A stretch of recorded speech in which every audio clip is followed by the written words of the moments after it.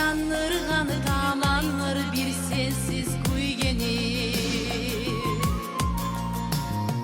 Nasipli yaşagan şu gülleri göz aldan öteler. Düşteki umutlar zulümle yok olup yeteler.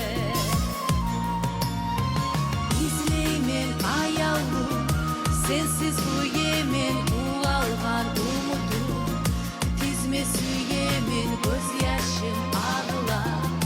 Yalnız kalgaman uvalgan umudum ciya kalgaman. İzleymen ayağım sensiz uyuyemen, uvalgan umudum dizme süyemen. Geçsin ne gerekti sözlerin dağlar yürekte.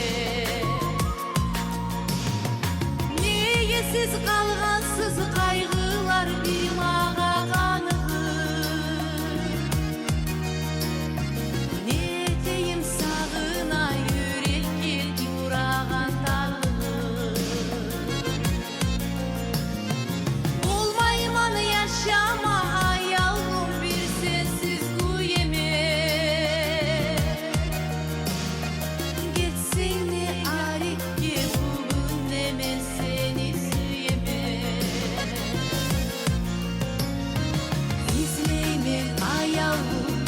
sensiz uyuyemen, uvalgan umudum dizme süyemen, göz yaşım ağlar.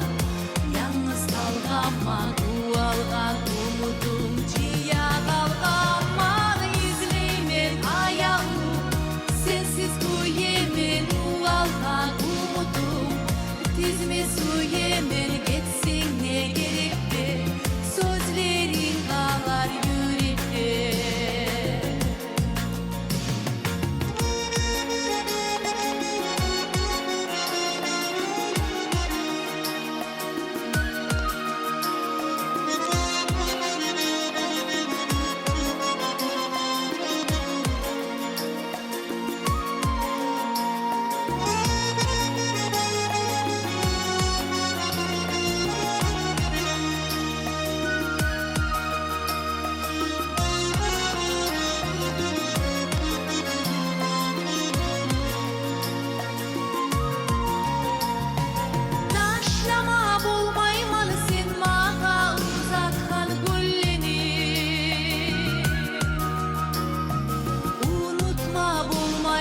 Biz tatulu durgan günleni. Sağınçama yavrum ben avruyman aylana başı.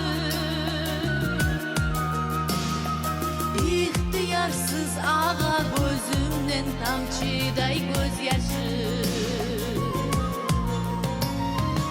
İzleymen ayağım sensiz uyuyemen, uvalgan umudum dizme süyemen, göz yaşım ağlar.